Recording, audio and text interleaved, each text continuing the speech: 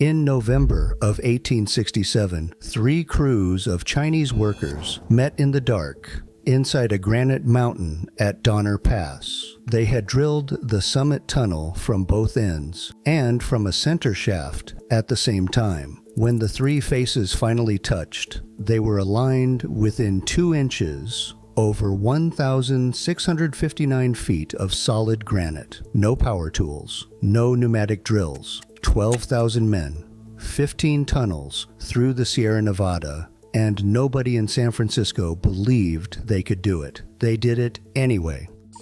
I went through the Central Pacific payroll books at the Stanford Archive last spring. The names are mostly gone. Most of the men who drilled the Sierra Crossing appear in the ledgers as Ah Sing or Ah Wong or Ah Fong. The Ah is not a name. It is a generic Cantonese term of address, something between Mr. and old friend. The clerks who wrote the payrolls did not know that, so 12,000 men became a list of polite prefixes.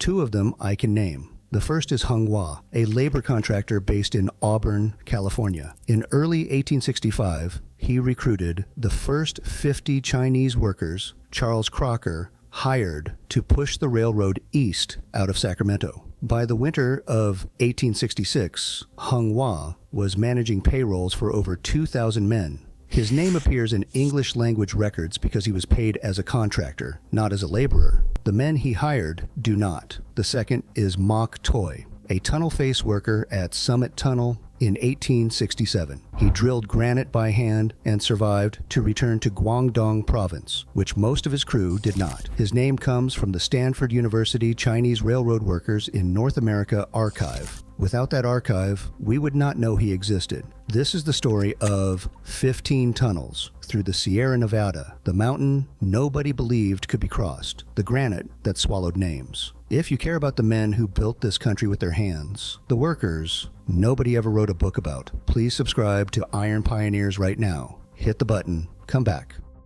Charles Crocker took the bet in 1864. The Central Pacific had to climb 7,000 feet over the Sierra Nevada in less than 100 miles of track.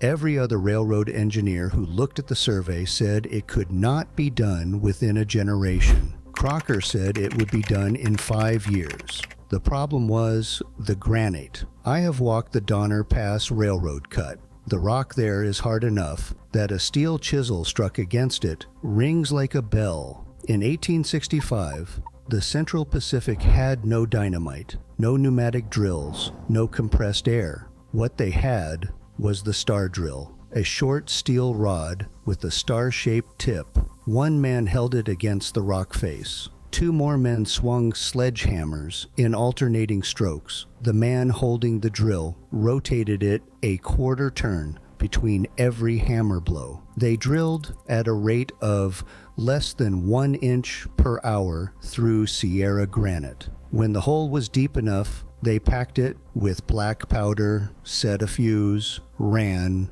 and prayed the fuse did not burn fast. That was the slow death. The fast death came in 1867. In the spring of that year, the Central Pacific began using nitroglycerin. The Swedish chemist Alfred Nobel would not patent stabilized dynamite until later in 1867, and the stabilized form would not reach the Sierra in time. What arrived in Donner Pass was raw nitroglycerin. The Central Pacific hired a Scottish chemist named James Howden to mix it on site, in a shed at the mouth of the tunnel. What he produced, the Chinese workers carried by hand to the drill faces. In one of the early nitroglycerin accidents at Tunnel Number 6, a Chinese worker tamping a charge was killed when it detonated in his hands. The blast killed 3 men with him. The Sacramento newspapers did not print their names. The Central Pacific bookkeepers did not print their names. The records say only that the work continued the next morning. But the records show something stranger. The drilling rate at the Summit Tunnel face was 0.85 feet per day. That is 10 inches in 24 hours of round-the-clock work. At that rate, drilling 1,659 feet from one end would have taken more than 5 years. The Central Pacific did not have 5 years, so Crocker's engineers, working from Theodore Judah's original survey notes, did something that had never been done on an American railroad. They sank a vertical shaft from the top of the mountain straight down to the level of the tunnel. Then they put crews to work in both directions from the bottom of that shaft, doubling the number of drilling faces from 2 to 4. The math worked. The vertical shaft cut the tunnel time roughly in half. It also meant 4 crews of Chinese workers had to be aligned by hand by surveyor's chain and compass, so the 4 drill bits would eventually meet inside the mountain. Then came the winter. The winter of 1866 to 1867 brought 44 separate storms to the Sierra Crest. Snowdrifts reached 60 feet against the tunnel portals. Avalanches buried entire work camps. Chinese laborers cut tunnels through the snow itself to reach the rock face every morning. They lit candles in the snow tunnels to find their way back at the end of the shift. In the camps, men slept in shifts inside the snow, 12 to a tent meant for 6, because the body heat was the only heat they had. I have run the math 3 different ways on the death toll for that winter. The Central Pacific kept no separate ledger for Chinese deaths. The estimates from the Stanford Archive and from contemporary Sacramento newspapers range from 1,000 to 1,500 Chinese workers killed across the full Sierra crossing, with the largest single share dying in that winter. The records are incomplete. What is certain is this: the work did not stop. Not for the avalanches, not for the cold, not for the men who never came out of the snow.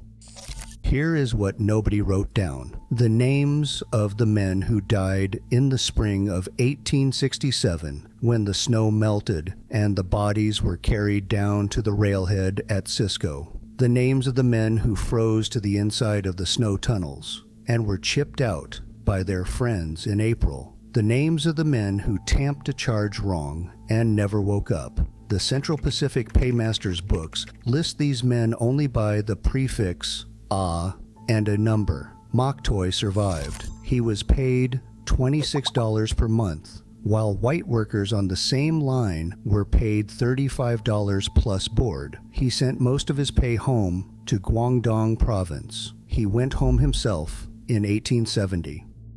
By autumn of 1867, the Summit Tunnel had been driven from 3 directions for 13 months. The 2 end crews and the shaft crews worked toward each other in absolute darkness, lit by candles and oil lamps, drilling, tamping, blasting, hauling rock by hand, 6 days a week.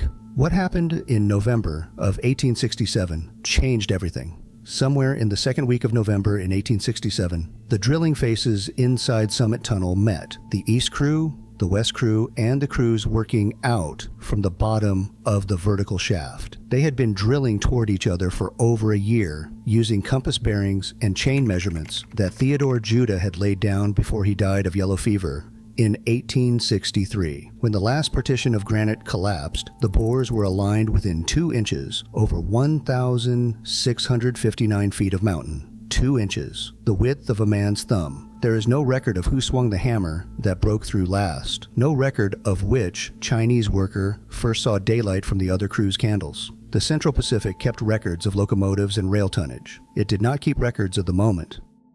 The first locomotive passed through Summit Tunnel in the spring of 1868. The men who had cut the tunnel by hand watched the train pass from the cuttings on either side. Nobody asked their names. In 1870, the Sacramento Reporter ran a small notice that I keep coming back to. It said that 20,000 pounds of bones had passed through Sacramento that year, bound by rail to San Francisco, then by ship across the Pacific to Guangdong. The bones of Chinese workers, exhumed from grave sites along the Central Pacific line, packed in unmarked crates, going home. The notice did not list the names. The crates did not list the names. There were no names to list, only the prefix and a number from a payroll book. I stood at the eastern portal of the Summit Tunnel last fall. The granite is as black as the day they cut it. No plaque, no bronze, no names, just the cut they made by hand and the daylight on the far side and the mountain that was never supposed to be crossed.